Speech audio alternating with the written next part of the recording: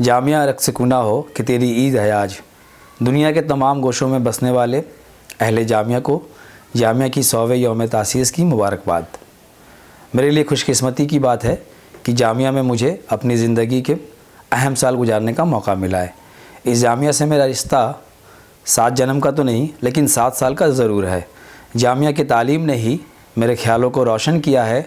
सत्य, अहिंसा, आपसी सौहार्द और देश प्रेम जैसे लोकतांत्रिक मूल्य जामिया की पढ़ाई के दौरान ही मेरे भीतर विकसित हुए। यहाँ की तालीम ने ही मुझे हक़ के लिए लड़ना सिखाया। जामिया में पढ़ते हुए मुझे इस बात की जानकारी हुई कि महात्मा गांधी का इस महान इदारे से बेहद करीबी रिश्ता रहा है। तो ऐसे में मेरे जहन में सवाल ये आया कि गांधी और जामिया का ये ऐतिहासिक रिश्ता आम लोगों की जानकारी और समझ के दायरे से दूर क्यों है। मुझे हमेशा से ये सवाल कचोटता रहा कि आखिर जामिया अस्तित्व में क्यों आया और गांधी के भीतर इसे ज़िंदा रखने की तड़प क्यों रही। इन्हीं सवालों का जवाब तलाश करने की नीयत से काम करना शुरू किया। मुझे ज़रूरी लगा कि मैं अपने इस इदारे की गौरवमयी इतिहास की हकीकत तथ्यों के साथ, फैक्ट्स के साथ आपके सामने रखूं। करीब 9-10 साल की मेहनत के बाद मेरी ये किताब जामिया और गांधी आपके सामने है। इस किताब में मैंने ख़ास तौर पे इस बात की कोशिश की है कि जामिया का गांधी से क्या रिश्ता रहा है और गांधी का जामिया के साथ क्या संबंध रहे हैं, क्या रिलेशन रहे हैं, क्या रिश्ता रहा है।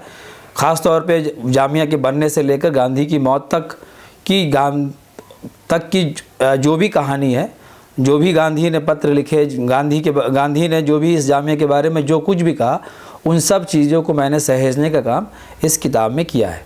मैं आपको बता दूं कि जामिया एक प्रयोग की तरह है, एक ऐसा प्रयोग जहां सरकार से किसी भी तरह का फ़ंड लिए बगैर भी एक इदारा अपने पैरों पे खड़ा हो सकता है।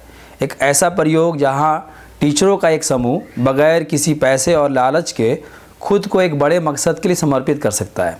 एक ऐसा प्रयोग जहां हर तालिब इल्म इस मुल्क के लिए बिना सोचे समझे अपनी जान तक की बाजी लगा सकता है।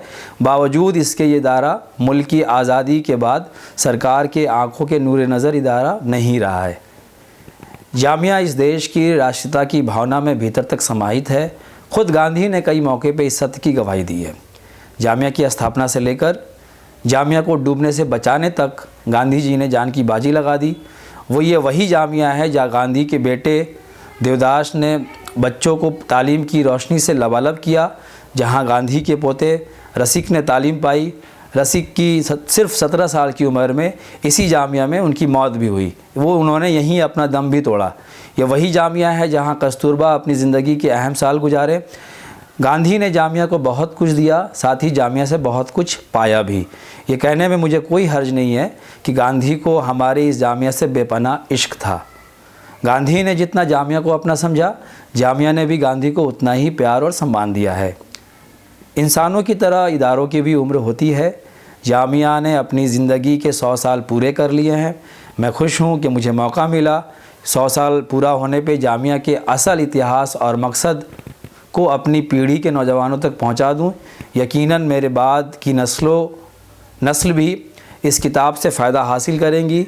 उम्मीद करता हूँ कि इस देश में गांधी और जामिया दोनों के ही इतिहास में रुचि रखने वालों के लिए मेरी ये किताब वरदान साबित होगी। हमें इस किताब के बहाने उन अजीम शख्सियतों को भी याद करने की ज़रूरत है जिन्होंने जामिया के लिए सब कुछ निछावर कर दिया।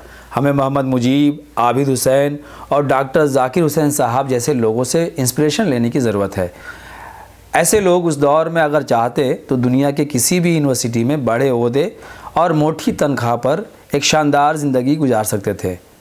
वो जर्मनी से डिग्री लेकर भारत लौटे और उन्होंने अपनी पूरी ज़िंदगी जामिया में लगा दी। आज जब जामिया का 100 साला जश्न मना रहे हैं तो हमें जाकिर साहब का वो बयान ज़रूर याद रखना चाहिए जिसे उन्होंने जामिया के सिल्वर जुबली के मौके पे कहा था।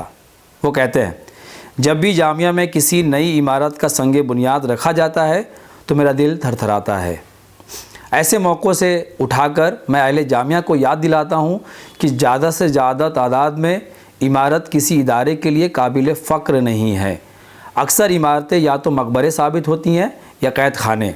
अगर इमारत में रहने वाले असल मकसद को भूल जाएं तो वो इमारतें उनके मकसद और इदारों का मकबरा बन जाती हैं।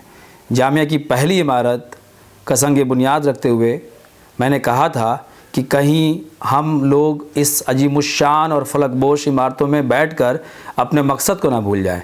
अगर हम ऐसा नहीं करें तो आइंदा आने वाली नस्लों को यह हक़ होगा कि हमको इन इमारतों से धक्का देकर निकाल दें, हमारे मकसदों और इदारों के इन मकबरों को गिरा दें।